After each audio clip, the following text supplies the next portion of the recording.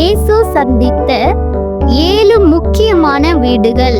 வேதாகமத்தில் ஆண்டவராகிய இயேசு கிறிஸ்து அநேக வீட்டுக்கு போனார். அதில் 7 முக்கியமான வீட்டை பற்றி இன்றைக்கு பார்க்கலாம். முதலாவது, கானா ஒரு கல்யாண வீட்டுக்கு இயேசு போனார். திராட்சரசம் குறைவாய் இருப்பதை வேலையாட்கள் அவரிடம் வந்து சொன்னார்.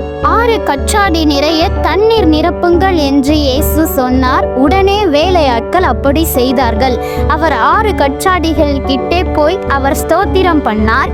உடனே தண்ணீர் அனைத்தும் திராட்சரசமாக மாறினது. மக்கள் அனைவரும் புசித்தார்கள். இரண்டாவது, பேதுருவின் வீடு. மாமி ஜுரமாய் இருப்பதை பார்த்தார். இயேசு தம் கரத்தை நீட்டி மாமியை தொட்டார். அவளை பிடித்திருந்த ஜுரம் நீங்கியது, சுகம் கிடைத்தது. மூன்றாவது, பெத்தானியா மார்த்தாள் மரியாள் வீட்டுக்கு இயேசு போனார். மார்த்தாள் பல வேலைகளை செய்து கொண்டிருந்தாள். மரியாளோ இயேசுவின் பாதத்து அருகே உட்கார்ந்திருந்தாள். உயிருள்ள வசனத்தையும் பெற்று கொண்டாள். தேவையான நல்ல பங்கையும் தெரிந்து கொண்டாள். நாலாவது, எவிருவின் வீட்டுக்கு இயேசு போனார். மரண அவஸ்தையாய் இருந்தாள். போகும் வழியில் மரித்தாள் என்ற நியூஸும் அவருக்கு வந்தது. தகப்பன் சோர்ந்து போனான். விசுவாசத்தில் குறைந்து போனவனாய் இருந்தான். அப்படி இருந்தும் இயேசு சென்று அப்பெண்ணை எழுந்திரி என்று ஒரு வார்த்தை மாத்திரம் சொன்னார். 12 வயதுள்ள அந்த பெண் உயிருடன் எழுந்தாள். ஐந்தாவது, சகேவின் வீடு. சகேவே, இறங்கி வா, இன்றைக்கு நான் உன் வீட்டில் தங்க வேண்டும் என்று இயேசு சொன்னார்.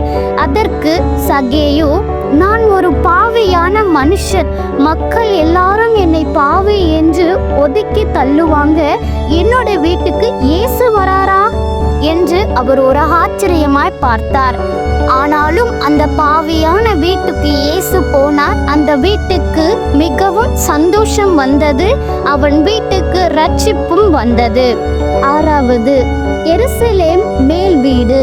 மரிப்பதற்கு முன் எருசலேமின் மேல் வீட்டுக்கு பஸ்கா பண்டிகைக்கு இயேசு போனார். சீஷர்களுக்கு அப்பம் பிட்டு கொடுத்தார். தன்னையே ஜீவ பலியாக சிலுவையிலும் ஒப்பு கொடுத்தார். சீஷர்களின் பாதங்களை கழுவினார். அது முதல் அவர்கள் இருதயமாகிய பாவங்களையும் கழுவினார். ஏழாவது, உயிர்த்தெழுந்த பின் சீஷர்கள் வீட்டுக்கு இயேசு போனார். பூட்டிருந்த வீட்டுக்குள் வந்தார். சீஷர்கள் அனைவரும் பயந்து போனார்கள். சமாதானம் உண்டாவதாக என்று அந்த வீட்டை குறித்து பேசினார். உங்கள் வீட்டில் குறைவுண்டா? உங்கள் வீட்டில் நோய் உண்டா? உங்க வீட்டுக்கு வசனம் வேண்டுமா? உங்க வீட்டுக்கு சந்தோஷம் வேண்டுமா? அவர் உங்கள் இருதயமாகிய வீட்டுக்குள் அவர் வர ஆவலுடன் இருக்கிறார். நீங்கள் ஆயத்தமா? இருதயமாகிய வீட்டை நீங்கள் திறந்து கொடுக்க ரெடியா? இன்றைக்கு அவர் உங்கள் வீட்டுக்குள் வரப்போகிறார். ஆசீர்வாதத்தை கொடுக்க போகிறார்.